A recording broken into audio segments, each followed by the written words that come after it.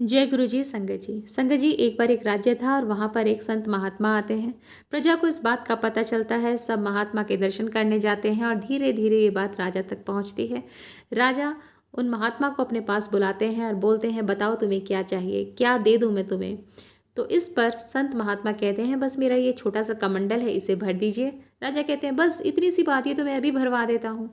महात्मा कहते हैं, पर इसे आज तक कोई भर नहीं पाया है। इस पर राजा कहते हैं, क्या मूर्खों वाली बात करते हो आप, क्यों नहीं भर पाया है, छोटा सा कमंडल है तो अभी आपके सामने मैं भर दूंगा।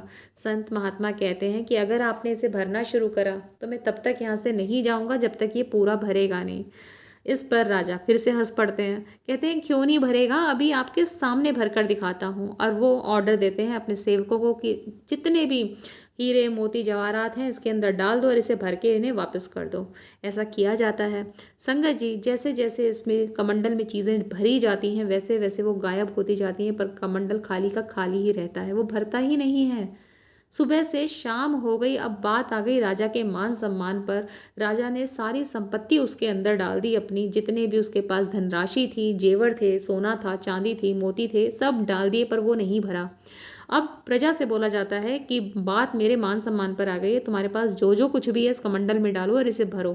प्रजा सारी ऐसा करती है, पर वो कमंडल खाली का खाली ही रहता है। अंत में वो राजा महात्मा के चरणों में गिर पड़ता है और हाथ जोड़कर माफ़ी मांगता है कि मुझे माफ़ कर दो, मैं आपका ये कमंडल भर नहीं पाया, पर एक बात और बता दो कि ये कमंडल आखिर किस चीज़ का बना है जो मैं इसे भर ही नहीं पाया। महात्मा हंसते हैं और बोलते हैं कि ये कमंडल नहीं है, ये आपका हृदय है, जो कभी भी नहीं भरता है, जो इधर उधर धनराशि के पीछे भाग रहा है, मटेरियलिस्टिक चीज़ों के पीछे भाग रहा है। तो ये कहानी हमें संगत जी ये बताती है कि हमारी पूरी ज़िंदगी हम सिर्फ मटेरियलिस्टिक चीज़ों के पीछे भागते भागते खराब करते जा रहे हैं।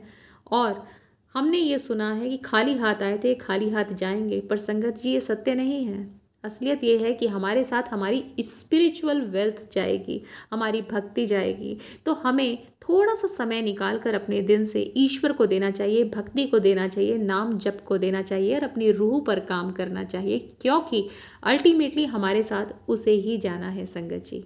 जय गुरु जी, शुक्राना गुरु जी।